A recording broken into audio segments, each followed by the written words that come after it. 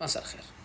كثير ما نسمع بكلمة زوجوه يعقل، وإنه لما يتزوج أنا حغيره، سواء كان الكلام ده من الزوجة أو من الزوج. وإنه الزوجة أو الزوج يعتقد إنه لو أو لما يتزوج هو حيقدر يغير الشخص ده وبكل سهولة، وإنه العشرة والسنين والأيام راح تغيره بكل سهولة. ولكن هل الكلام ده صحيح؟ وهل المبدأ ده صحيح؟ في أي علاقة بين طرفين، مثلا علاقة زوج بزوجته أو العكس، علاقة أب بابنه أو العكس، علاقة موظف بمديره أو بشغله، أو حتى العكس، يعتقد الأب أو الزوج أو الزوجة أو الأم أو الابن أو حتى المدير أو حتى الموظف إنه مع الوقت كل شيء حيتغير، وإنه أنا أقدر أغير في فلان وعلان. فهل ده الكلام صحيح؟ علميا إحنا بنتكون من 3 حاجات: سلوكيات، وتوجه أو طريقة تفكير خلينا نقول، وشخصية. 3 الحاجات دي متصاعدة. السلوكيات أنت تقدر تغيرها وبكل سهولة، وأنا حقول لك كيف. فمثلا لو اكتشفت أنه ابني مبذر، بيصرف فلوس بهبل، أنا ممكن أحرمه من المصروف، ودي عقوبة، وبالتالي أنا حغير سلوكه، وبالتالي ما حيقدر يصرف بجنان. ولكن الخطوة اللي قبلها، وهي خطوة التوجه أو طريقة التفكير أو العقلية حقه، هي إنه هو شايف إنه ده مش تبذير، هو شايف إنه ده يعني عايش حياته زيه زي بقية الشباب. أنا أبويا مثلا مقتدر، ليش ما أعيش حياتي؟ والخطوة اللي فوقها اللي هي خطوة الشخصية، ممكن يكون شخصيته مثلا نرجسية، فهو بيحب يظهر قدام الناس، أو شخصية هستيرية، فهو أهم حاجة عنده شكله ومظهره الخارجي، وإنه الناس ما تغلط عليه وتقول إنه ده مثلا فقير أو ده شكله مش حلو، هو مهتم جدا بشكله.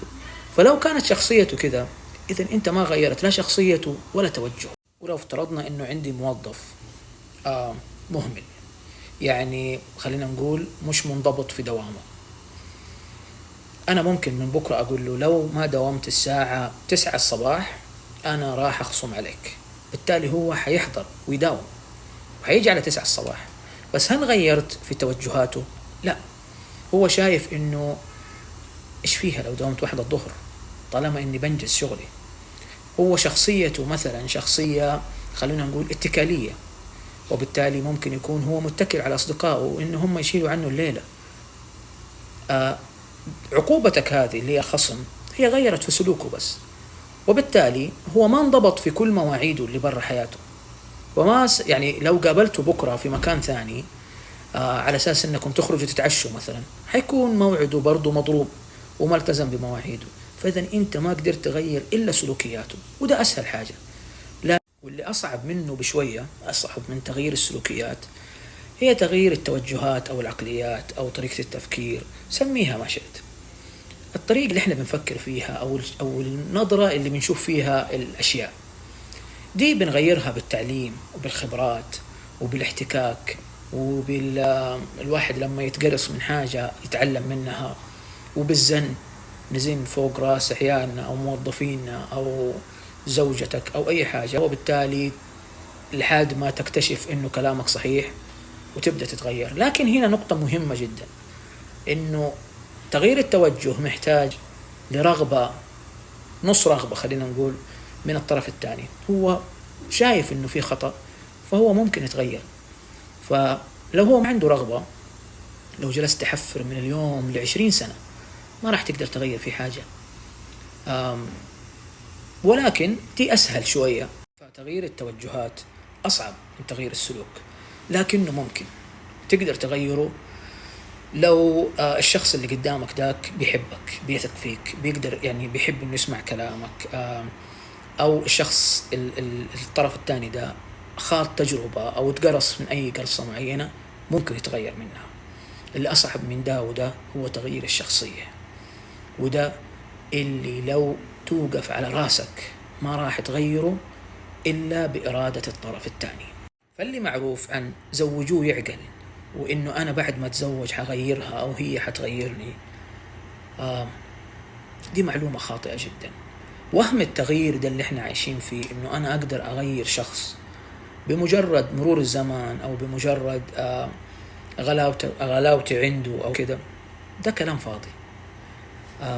تغيير الشخصية ما يحصل أبدا إلا بإرادة الشخص الثاني، إلا بإرادة الطرف الثاني، هو اللي يفتح لك المجال إنك تتفضل وتغيره. من غير كده والله لو توقف على راسك ما راح تغيره، لو تنطبق السماء على الأرض ما راح تغيره. يجب أن يكون عنده رغبة للتغيير. لازم تلاقي أحد زملائك، معارفك، أقاربك، أخوانك، أي شيء، فجأة تحول حاله من شيء لشيء آخر، من نقيض لنقيض، من طرف لطرف. يا ترى إيش اللي حصل فيه؟ أنا حقول لك مراحل التغيير ال5 اللي مر فيها. أول مرحلة عشان تتغير، أو أول خطوة عشان تتغير، لازم أنت تعترف وتشوف الغلط وتشوف الشيء اللي مش كويس ده فيك. غير كده ما راح تتغير. لازم إنك تمر بالمرحلة الأولى دي، الخطوة الأولى دي. أول حاجة تعترف مثلا إنه أنا مدخن فلازم أبطل الدخان، أنا مش مدخن بس مثلا. أو تعترف مثلا إنه أنا في شغلي بخسر فلازم أحول خسارتي مكسب. أو تعترف إنه أنا شخص مثلا مؤذي، شخص عصبي، شخص لساني بذيء. لازم تعترف بالاعتراف ده عشان تبدأ أول خطوة من خطوات التغيير. طالما أنت بتضحك على نفسك يا حبيبي وشايف مثلا إنه التدخين ده حاجة عادية، أو إنك أنت بتخسر لكن شايف نفسك كسبان، أو فلن تتغير لو طربكت السماء الدنيا وجو الدنيا كلها عشان يغيروك. ما في فايدة. شخصية بعد ما تعترف هتدخل في المرحلة الثانية، وهي مرحلة الصدمة. أول ما تعترف وتقر إنك أنت شخص سيء في حتة معينة، أو مذنب في حتة معينة، أو تبغى تغير حاجة معينة فيك، حتنصدم من الواقع اللي أنت فيه، وهنا حتتحول للمرحلة الثالثة.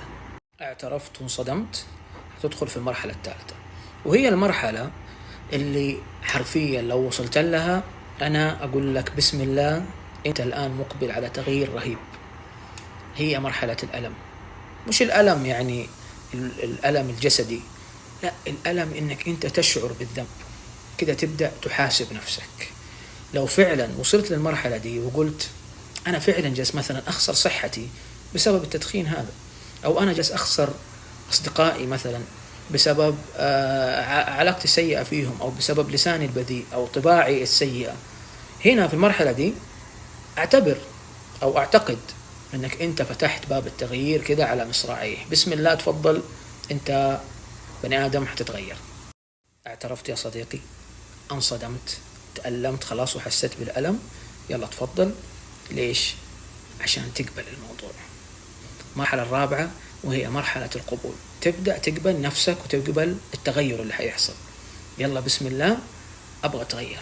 فأنت تبدأ تقبل مثلا إنك تراجع عيادات مكافحة التدخين، مثلا إنك والله تقرر تأخذ باكتات السجاير دي وترميها في الشارع، إنك تقرر إنك لما تبغى تغلط أو لسانك البذيئة دي اللي جالسة بتجلد الناس، لما تبغى بحتسب تمسك نفسك، تبدأ تقبل إنه فيك خطأ، وبالتالي ما تمرن نفسك وتدربها على إنها ما ترجع للخطأ ده مرة تانية.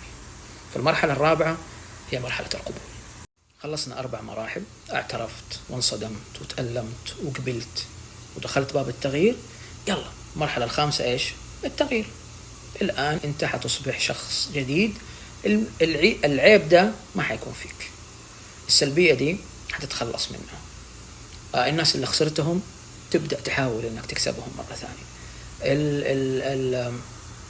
أي حاجة سلبية كانت موجودة فيك أنت من اليوم تقدر تغيرها وتتحول لحاجة إيجابية. مارس ال5 خطوات هذه وإن شاء الله تتغير. ليش لا؟ فإذا وهم التغيير لا يضحك عليك. لا تتخيل أو تتخيلي إنك حتغيري أي شخصية لأي شخص. أنت تغيري سلوكيات، يا الله لو مرة فنان وبطل تغير توجهات، أما شخصية مع احترامي لن تستطيع أبدا. كل اللي عليك إنك تحاول تقنعه وترغبه في التغيير، وإنه هو فيه الخطأ ده، وبكل أسلوب لطيف عشان ما يتجاهلك بعد الزن الكثير. وهو عليه إنه في يوم ما حيشوف الألم ده، حيشوف السلبية دي، ويبدأ المراحل الخمسة دي، وبس خلاص خلصنا.